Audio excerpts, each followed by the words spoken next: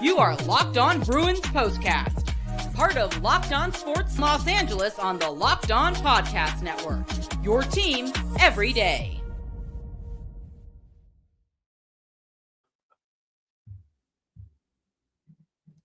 Oh, baby, fours up, baby, fours up, Bruin Nation. What is going on? And welcome back to the latest edition of the Locked On UCLA Postcast.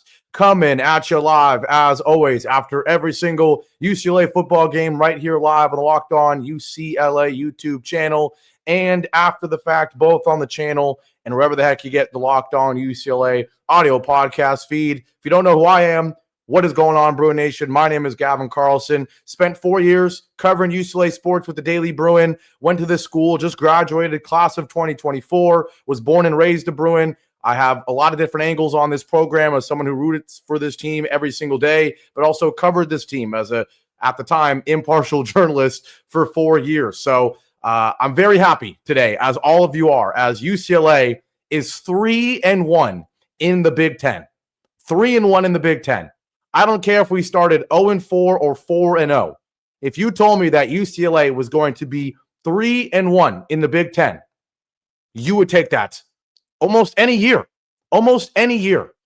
But for it to come after the 0-4 start, for it to come after two extremely impressive wins, but for UCLA to actually face some adversity today and still come through, gosh, you have to be so proud of this football team. You have to be so proud of Tim Skipper, of Jerry Neuheisel, of Nico Iamaleava. I know the offense was not good today. I know Jerry didn't quite look like Boy Wonder, the Wonder Kid, the Wizard, as an offensive coordinator today. Nico Iamaleava did not look like the best player in college football today, like he might have looked at times the last 2 weeks. But guess what? This is a team that coming into the year, if you would have told me that they beat Maryland, you would say, hey, that's pretty impressive. But for them to do it in the way that they did, coming off of the emotional high of two incredible wins, and to struggle for really the entire football game and still pick up the win, it's so impressive. And that's where I got to start today, because one thing that I thought about all week coming into this game, and I'm sure you guys were thinking about it too, right? We had this high, right? For the past 2 weeks, we have been the darlings of college football. We have been the best story in college football.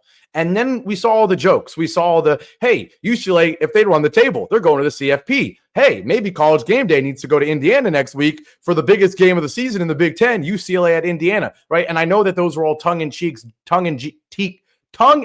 jokes, but there was also some seriousness to them in the sense that the whole vibe around UCLA switched. There's a lot of positivity. UCLA is favored in this game by over a field goal, 3.5-point favorites against a Maryland team that barely lost a couple of games. That is a very good football team. All the vibes are positive. There's actually going to be people at the Rose Bowl, right? And so you can't tell me that part of you, as excited as you were, as excited as I am, there was a part of me that was coming into this game. I'm driving on, I went to a UCLA bar here in San Francisco, and the whole time I'm thinking, man, it would be so UCLA to absolutely lay an egg. It would be so UCLA. And you can't tell me when you see the offense come out and struggle at first, you see 3 turnovers, you see the pick 6 from Nico, you see the fumble from Nico, you see the Bruins fall behind, and you're thinking, oh my goodness, we got hyped, we got excited, all of this just to lose to Maryland and for all the excitement to be gone. And now don't be mistaken. It still would be, perfectly fine. It's still been a great, fun little recent stretch. But, we're this close to flipping this around to being not only a cool story, but a positive season. Like, we're really getting close to that. And with this win, with coming through and pulling this one out, man, you're 3-1 in the Big Ten. And now all the jokes about UCLA, Indiana next week, they're not just jokes. That's a big-time football game against two of the top teams in the Big Ten standings. That's what that is. So, unbelievable. We will certainly get to the defense. We will certainly get to it, because the defense is the reason UCLA was in this football game. But don't be mistaken. And I promise I'm not just someone who's using Nico for clicks and all this stuff. At the end of the day, the story with this team, whenever they win or lose, it's probably going to be him. But for him to do what he did today, where he was not good for most of this football game, for him to go down with an injury and come back and do what he did, man, adversity It's something that was new to the Bruins in the last few weeks after 2 blowout wins, but it's something that's not new to Nico. It's been the story of his life since this offseason, and that's where we have to start today. It's Nico Iamaleava, baby. This is what you'll be talking about. It's the game-winning drives from Nico, right? For him to struggle as much as he did, for UCLA to be behind in this ball game, you throw a pick six to fall behind, 10-7, going into the fourth quarter, rough drives. And then what does Nico do? How about 9 plays, 80 yards in 2 minutes to turn a 10-7 deficit into a 14-10 lead? The offense not only was struggling, but the things that UCLA has been good at the past 2 weeks, they were downright awful at, right? If you think about penalties, so many holding calls, canceling out huge gains. Some of them really questionable. One of the worst ref games I've ever seen in my life. Both ways. Both teams kind of got screwed by holdings, by that imaginary illegal block in the back, by some questionable pass interference calls, right? Going both ways. But despite how broken this offense felt, and you look at this drive, it starts with a 14-yard pass from Iamaleava to Mikey Matthews to go from the 20 to 34. How about 1, 2, 3, 4 straight incomplete passes after that? And then, quite frankly, the craziest call I think I've ever seen. I still don't think it's the right decision, even though it works out. UCLA, with 5 minutes left, is down just 3 points. Their defense has been phenomenal all night. You very easily could and, quite frankly, should punt the football, try to hold Maryland, even if they march down and get 3, which they haven't done very often in this football game. Even if they march down and do that, you're still down 1 score with probably 2 minutes left to go have a drive. Instead, Tim Skipper, man, he's got those cojones, right? We'll leave it at that. The guy decides to go for it on 4th and 10 at our own 49, and the biggest throw of the game, without a doubt. There were some other ones later in this ball game that decided it, but 31 yards on 4th and 10 to a wide open Quasi Gilmer. It was 15 yards or 16 yards and then a 15-yard targeting penalty that makes it 31 yards. But as much as Nico struggled in this game, as much as Jerry struggled to scheme guys open in this game, when the lights got bright, when the game was on the line, when it's a 4th and 10, where if you don't get this because of this, quite frankly, I'm sorry, stupid decision to go for it, if you don't get this, this game might be over. Maryland's in your own territory where they just need a touchdown to put this one away. But in the biggest play of the game, Jerry comes through with a beautiful play call to get Quasi wide open, and Nico comes through with a strike. The targeting penalty certainly helps, makes it a 31-yard play. Just like that, UCLA all the way to the 20, a couple runs, and then Mikey Matthews on that crossing route, which has become such a staple of the Jerry Neuheisel offense in the red zone. I don't know why teams keep running man-to-man in the red zone. Did you not watch the game last week where Titus cuts across the middle in the red zone for one of the biggest scores of the game against man-to-man coverage today? Man-to-man coverage, Mikey Matthews, crossing route over the middle. Nico hits him in stride, 14-yard tud. Bagani good on the extra point, and UCLA goes up 14-10. You think they put the game away with an interception, a lucky one, albeit on a horrible throw and a drop, a tip. And then UCLA only able to get a field goal. They actually go backwards on the drive in 4 plays. They kick a field goal to go up 7. And then the defense breaks for the first time in the entire second half. A 10-play, 75-yard drive in less than 90 seconds ties the game at 17. But then guess what? Nico one more time. And once again, despite how bad it was in that first half, despite the 3 turnovers, despite the pick 6, despite the 4 consecutive incomplete passes on the drive before the 4th and 10 completion, despite all of that, he comes here, starts it with an incomplete pass where it looked like it was going to be another strip sack, but then goes 14 yards to Titus, 19 yards to Titus, and then Anthony Frias II with a career game capped off with an unreal Derrick Henry, Marshawn Lynch, Beastquake-esque 35-yard run to get UCLA inside the 10 for a chip shot from Mateen Bagani to put the game away. And so many guys deserve credit. I mean, Frias goes 4 carries for 97 yards. He has a 55-yarder and a 35-yarder in this ball game, including the touchdown. Jalen Berger, another 19 for 65. He wasn't efficient, but he was consistent. Nico did scramble 8 for 25. Jet Thomas surprisingly not involved at all. Titus, unbelievably huge in this ball game. 6 for 102. Quasi, 4 for 56, including the huge catch on 4th down, gets drilled in the head, but still able to come through. Mikey Matthews, 3 for 31, had the touchdown catch, of course. Rico Flores, 3 for 15. He was banged up in this one. Hudson Habermill had one big catch. He almost got knocked out of this ball game. And of course, we'll get to the defense after the break. But notice how I listed every single guy. But it's still about Nico, guys. The guy leaves this game with what looks like people are worried about. It's a, season-ending injury, right? I'm sitting there, watching the game with strangers that are wearing UCLA shirts, and all the air was sucked out of the room.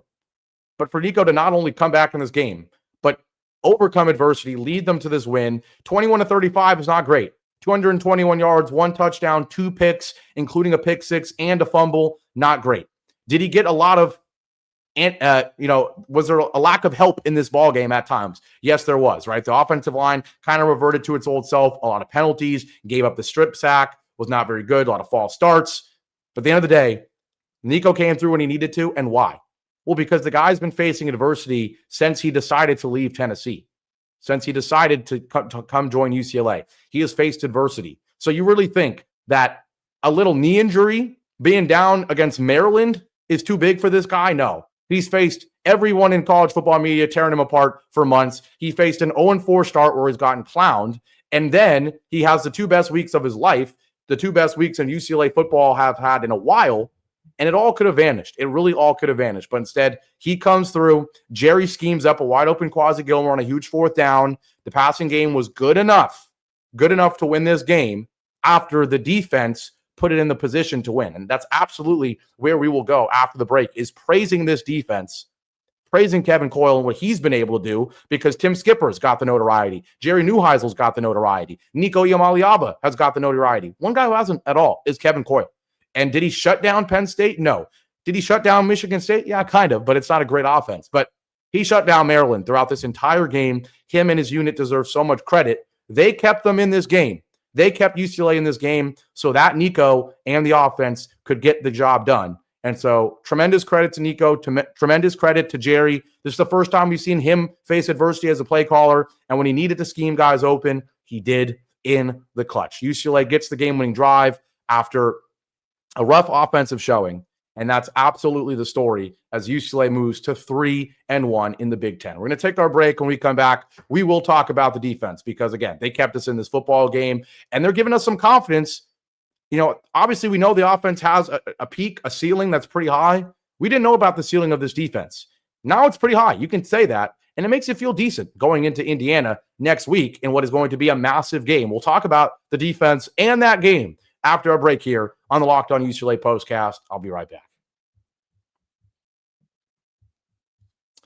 Now, on this Victory Saturday, the 3rd Victory Saturday in a row, it is brought to you by DoorDash. It's time to look back and crown this week's MVP on Who Delivered, powered by DoorDash. Just like you can win every Saturday with DoorDash Streaks, saving more every time you order. These players delivered when it mattered most. Let's break it down. For UCLA, I'm sorry. There's a lot of guys you could go with in this one, but in my opinion, you got to go with Titus Mokio Atamalala, TMA, right? Because it wasn't one play necessarily that, was like, oh my God, Titus went crazy in this one. But you just think about the career this guy's had. He's been on the team. He was temporarily away from the team for disciplinary actions. He got hurt, but he's here. He's got a connection with Nico, and he comes through with one of his biggest games of his career and a huge game for UCLA. 6 catches, 102 yards. He had the big 34-yarder. He had that drive where there was back-to-back big catches. He was great. Nico went to him when he needed him multiple times when the pressure was on. He came through, no hesitation, no delay. And if you've been watching week after week, you've seen this coming, right? It's not necessarily a fluke. Titus is a good player. He's a good player. Just like he came through, DoorDash delivers your Saturdays with DoorDash Streaks. You save every Saturday you order, stock it up all season, and you could save up to $250, including $100 in DoorDash credits. Order this Saturday. Keep the streak alive. Fuel your game day only with DoorDash. Terms apply and promo period through 11/18, November 18th. Today's show also brought to you by SupplyHouse, baby. Brought to you by SupplyHouse. When the opening whistle blows on a new repair, get your crew moving forward with SupplyHouse. Order today and see parts on your doorstep tomorrow. Over 280,000 plumbing, HVAC, and electrical items from the most trusted brands in the business. Their real-time inventory and honest lead times keep you from punting projects, while their industry-leading customer service always has your blind side covered. Next day delivery, it's a game changer. The part finder tools and 3D schematics save you hours where every detail matters, and Trademaster perks such as priority shipping and a dedicated support line make the process smoother. So join the free Trademaster program today and score serious perks like priority shipping, lower prices, and a dedicated support line. Visit supplyhouse.com to sign up for free and use promo code SHCollege5 for 5% off your first order. That's supplyhouse.com. Real people, real service. And finally, today's show, it is brought to you by that favorite sponsor of mine, Rugiet. Rugiet. Guys, you've probably heard of Viagra or Cialis. Maybe you've even tried them. But if you're looking for something beyond the usual pill, it's time to meet Rugiet Go Long. That's exactly where Rugiet Go Long comes in. It's not just another ED pill. It's a total game changer for confidence. Go Long combines 2 doctor-trusted medications in one dual-action formula, so you can go hard and go the distance. The effect can last up to 36 hours. That's confidence all day, all night, and even into the next day. So if you're ready to level up your confidence in the bedroom, head to RUGITEIET.com and use promo code LOCKEDONCollege for 15% off your first order. That's RUGIET.com, promo code LOCKEDONCollege. Make sure to use our code so they know we sent you. Back here live on a victory edition of the Locked On UCLA POSTCAST, the third UCLA victory in a row. The Bruins are 3-1 in the Big Ten. Their only loss coming to Northwestern. They handled Penn State. They handled Michigan State. They handled Maryland. The one team I was afraid that this UCLA program was going to become after the 0-4 start turns out to be the only loss of the Big Ten slate so far in Northwestern. Huge victory for the Bruins today. And all the jokes, I know some, majority of them have been jokes about UCLA winning 3 in a row, controlling their own destiny in the Big Ten, controlling their own destiny to make the CFP. While we know that those things are probably not going to happen as much as I would love them to, what we do know is that UCLA has a huge game ahead of them next week now against Indiana, a phenomenal Indiana team that I think should be number 1 in the country. Another dominant win for them today, and we will be in Bloomington. I'm wondering if College Game Day is going to be there or Big Noon Saturday, whatever, Fox, one of the two. I wouldn't be surprised because it's a UCLA team that's certainly a good football team against the best team in the country, arguably. It's got to be there, right? And so you look at the schedule coming up for UCLA. Number 3, Indiana. You got Nebraska, who's ranked. Then you got, number 1, Ohio State. 3 games in a row. And I'm serious. If UCLA wins one of those 3 games and then one of the next 2 between Washington and USC, man, I'm ready to call this a successful season. Call me crazy. But you're telling me that a win against one of those 3 ranked football teams in the Big Ten, including either Ohio State on the road, Indiana on the road, or Nebraska at home. Of course, that's the most likely of the 3. You win one of those. That's 4 wins in the Big Ten. You beat SC or Washington. That's 5 wins in the Big Ten. 5 wins in a Big Ten schedule that is brutal. Coming off an 0-4 start. It's unbelievable. And you would have to look at Tim Skipper to maybe earn that starting job. We'll talk about that maybe a little bit in future shows. I'm sure Zach will handle it on the Daily Show, but let's make sure to give this defense its praise, guys, because they were fantastic for almost the entire football game. They gave up a 75-yard drive in 90 seconds. I always joke around and say the best offense in football is being down with 2 minutes to go because the defense gives you cushion. You're able to check down, march down the field, and score. It's exactly what happened to UCLA. It's what's happened to us many times in the past. But outside of that, this defense was phenomenal. They forced 1 punt in the first quarter. They give up a field goal on an 18-play, 8-minute drive. So it's not like they were giving up big plays to Maryland on their only scoring drive of the first half. Other than that, 2 punts and a fumble to end the first half for Maryland. And then the second half, punt, turnover on downs, fourth quarter, punt, interception until that touchdown. Let's not forget, Maryland scored 17 points. One of them was a pick 6, and one of them was a touchdown in the last 2 minutes of the ball game. So for about the entire game, UCLA's defense did not allow a touchdown in this ball game against the Maryland offense that, while it's not fantastic, it's certainly above average in my opinion. Malik Washington is a very talented young quarterback. He showed his youth at times. In this one, he was not at all accurate enough completed 48% of his passes. That one interception towards the end of the game that looked like it was going to put things away. Just an awful play by a quarterback. The read is late and the throws behind him. A perfect recipe for a tip ball interception. Exactly what we got in this one. He was not good, and I don't feel like UCLA's defense fully earned it. But at the same time, their secondary was phenomenal in this game. The ability to play physical on the corner or on the outside and not get called for it most of the game was great. I mean, it was a game where Maryland would kind of just throw some tight, deep balls in the back of the end zone a couple times, and there's a lot of contact. You don't know if there's going to be a flag. For the most part, UCLA did a good job of avoiding the penalties on those plays. Now, don't get me wrong. There was plenty of penalties in this game, and the fact that UCLA wins this game despite having 10 penalties for 85 yards and despite turning the ball over 3 times, it's pretty incredible that they're still able to win this game. And it's because the defense was absolutely lights out for most of the ball game.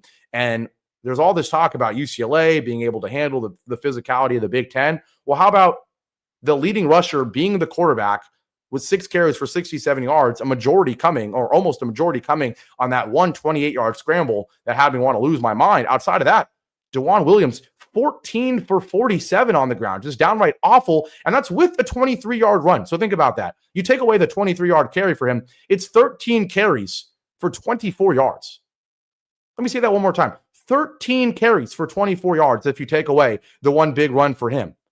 So you take away that, you take away the big run for Maryland, or for Malik Washington, excuse me, that's 51 yards on 2 carries. You take those away, they ran for 70 yards.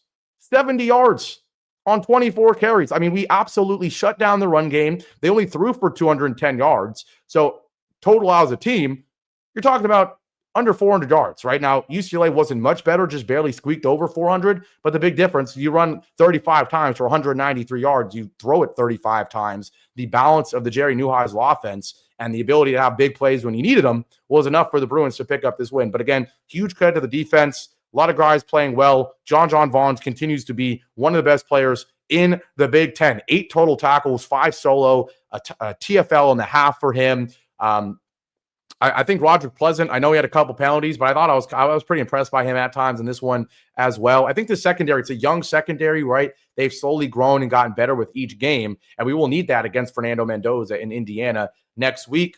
Blind Haymaker says, what was with throwing to the flats all game when they were covered tight out there? I mean, the simple thing to say is in college football, right? It's not 3, 4, 5 reads, right? It's really, hey, we have our 10-yard in route or out route read, a quick slant, a crosser across the middle, and if that's not open, we're checking it down to the flat, right? This isn't Drew Brees, Tom Brady, look left, pump fake, look right, pump fake, throw it over the corner between the corner and the safety and a cover 2. That's not college football, right? It's look on the outside. You're usually running some sort of flood concept where there's a flat and a corner. You're running some sort of crossing route where if that's not open, there's a drag coming around the other side, right? It's really 2 reads in college football. And so, last week it was wide open, right? The deep throws weren't there. You would check it down. Jalen Berger wide open. Anthony Woods wide open. In this ball game, the deep ball wasn't there. You look for the check down. It's in the flat. It wasn't really open either. Maryland did a good job. But then when it mattered most, Maryland plays some man coverage and you're able to scheme open. Quasi Gilmer wide open. Titus Mokio-Atamalalo wide open. Mikey Matthews wide open. Like wide open. Man coverage beaters, which 2 guys deserve credit for that, right? The receiver, of course, deserves credit for getting open against man-to-man coverage, and Jerry Neuheisel deserves credit for telling Nico, scheming it out, knowing that man-to-man is there, and getting a play where the routes are going to be open against man-to-man coverage. So, yes, the flat passes were annoying, but they were the same flat passes that helped this team a lot last week. And the biggest thing, again, I'm going to keep saying it a million times, this is the first time we saw Jerry Neuheisel have to adjust, have to face some adversity, and he was able to get the job done. This was the first time in 3 weeks that Nico wasn't playing lights out. He got hurt, comes back in, handles the adversity, and comes through with 2 game-winning drives, essentially. And this was the first time where the defense looked really good from start to finish. So certainly feeling good about all of that. Again, massive game next week against Indiana. We'll see when the kickoff time is. We'll see if College Game Day is there. Do I think UCLA is going to beat Indiana? Heck no. Do I think Indiana should be a probably 2-touchdown favorite? Probably. But that being said, the fact that UCLA is playing a meaningful game that might be the game of the week at Indiana when a few weeks ago this team was 0-4, it's unbelievable. And this is exactly what I want for the UCLA program. We are not expecting this team to win the Big Ten, to make it to the CFP every year or something. Play meaningful games. And every once in a while, every 2 or 3 years, when you're playing a meaningful game like this one next week, you win it, and then you sneak into the CFP. That should be the goal for this program. And while a win against Indiana isn't going to sneak into the CFP this year, it would be the absolute cherry on top and would, I think, stamp the approval of everybody to make Tim Skipper the head coach of this football team and Jerry Neuheisel the offensive coordinator. We'll get there when we get there. I'm absolutely fired up for this game next week. Shout out to the Den, UCLA the Den that I was a part of. Shout out to all the fans, the adults as well that were there. I know it was homecoming weekend. I was actually planning to be there, but fantastic win for UCLA, for the fan base, a decently full Rose Bowl, an impressive game. And just like that, UCLA, we're quietly back, guys, and it feels so good. It feels so good. So have a great rest of your Saturday. USC lost in this at the exact same time. That's glorious. So it's a doubly great week. I'm repping the UCLA basketball jersey, not because I'm looking, moving past football and looking forward to basketball, but basketball's back as well. Donovan Dent and UCLA handle business against San Diego State. Women's basketball starting up shortly. It's a beautiful day to be alive and be a Bruin because we are one of the premier athletic departments, despite the leadership, ironically. And we're being reminded that right now. We've got 3 teams that are making us really, really excited, and you absolutely love to see it. Have a great rest of your Saturday. Have a great rest of your weekend. I'll be here back here next week. If you can't tell, my mind's absolutely racing, all right? It's absolutely racing after this win. I can barely even complete a sentence. The Greg72 says UCLA 21, Indiana, or UCLA 27, Indiana 21. I'm still going to pick Indiana win this ball game. I cannot talk, guys. I cannot talk. I'm still going to pick UCLA to win this, or Indiana, oh my goodness, to win this ball game because they're, in my opinion, the best team in college football. But if we keep it close on the national stage while being America's sweetheart for another week, I will absolutely take that. And if you give yourself a chance to win, man, oh man, with Nico, with Jerry, with this defense playing well, anything is possible. It truly is. But have a great rest of your weekend, I say, for the 10th time. It's a beautiful day to be a Bruin. 4's up, baby. 8 clap, 8 clap. And 1, 2, 3, 4, 5, 6, 7, 8. UCLA. UCLA. Fight, fight, fight. FSC. 3-1 in the Big Ten. 3 wins in a row. It's a beautiful day. Take care and go Bruins, baby. I'll see you back here next week.